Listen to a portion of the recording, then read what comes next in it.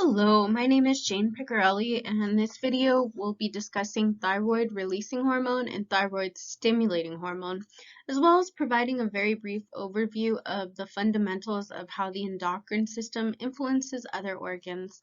I hope you enjoy this presentation.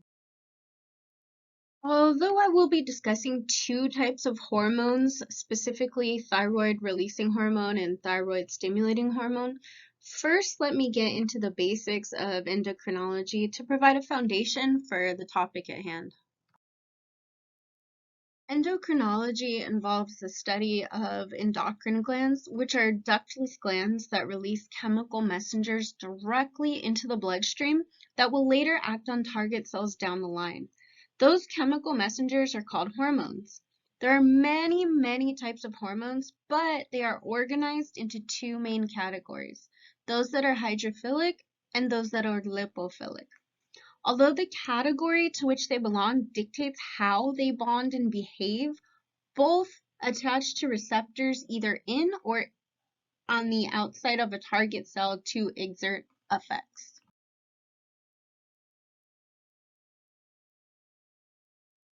Some hormones are termed tropic hormones, and these are hormones that are involved in making and releasing other hormones, as well as helping to maintain the structure of the target endocrine tissue.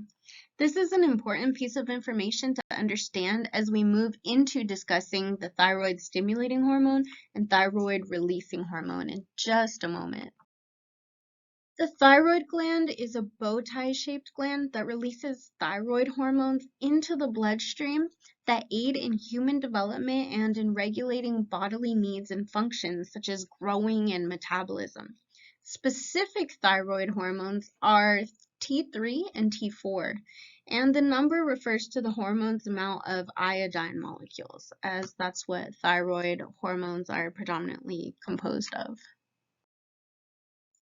To release its hormones, the T3 and T4, the thyroid gland needs to be stimulated by thyroid stimulating hormone, which is one of those tropic hormones mentioned earlier. The anterior pituitary, which is located in the brain, releases the thyroid stimulating hormone, also known as TSH, in response to the hypothalamus, another part of the brain, releasing TRH, which is thyroid releasing hormone.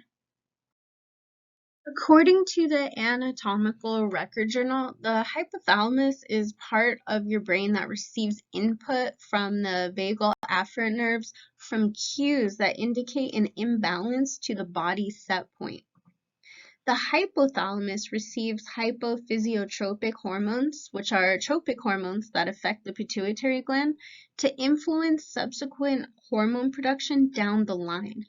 Thus, without the hypothalamus releasing its hormones, all subsequent hormones produced would cease their secretion. To prevent an excess of thyroid stimulating hormone in the body, which in addition to causing regulatory problems would also lead to goiter, the thyroid hormones, the T3 and the T4 that we talked about, actually serve a dual purpose. That second purpose, well, the first one, recall, was to aid in metabolism, growth, and development. Well, the second purpose is to aid in the negative feedback loop to inhibit the secretion of TSH, that thyroid stimulating hormone, by creating an inhibitory effect to processes occurring in the hypothalamus and in the anterior pituitary. An interesting side note is that a deficiency in iodine, since remember it's a component of T3 and T4, can prevent the thyroid from making its thyroid hormones.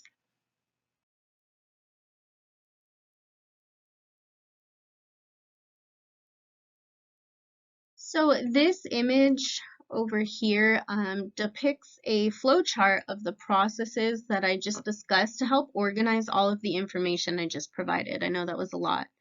This image is from Sherwood's Human Physiology from Cells to Systems, the 9th edition.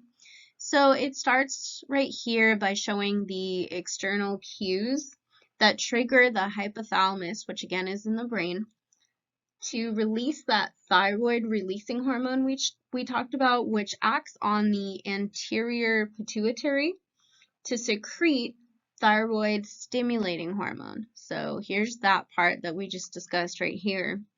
And then that thyroid stimulating hormone, also called the TSH, then triggers the thyroid gland, which is that gland in your throat that's shaped like a bow tie, to release T3 and T4.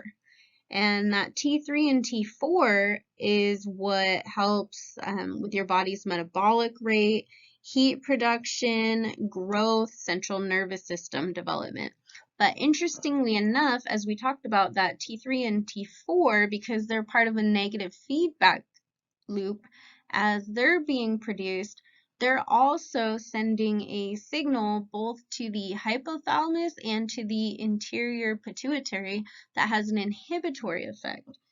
So it actually stops from this rest of this process continuing because it blocks them from creating that TSH that has that domino effect of stimulating the thyroid gland to create more T3 and T4.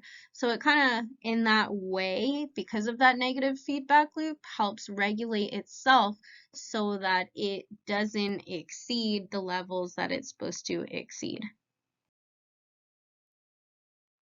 So here's just one last image. Sometimes seeing a second image of the same thing that's slightly different helps aid in comprehension.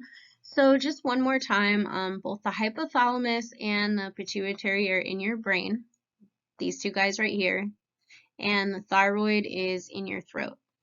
So the process goes from the hypothalamus releasing that thyroid releasing hormone, and then that triggers the pituitary, also in the brain, to release the thyroid stimulating hormone, which triggers for the thyroid, that bow tie organ in your throat, to release the T3 and the T4. And then that T3 and T4 that exert its effects on your body with growth and metabolic rate simultaneously are involved in that negative feedback loop that inhibits the activity of the hypothalamus and the pituitary, so that that cycle and all the stuff it produces doesn't go in excess. Here's a list of references I used on my presentation. I hope you found everything informative, and please feel free to dig into these resources for further learning. Have a great day.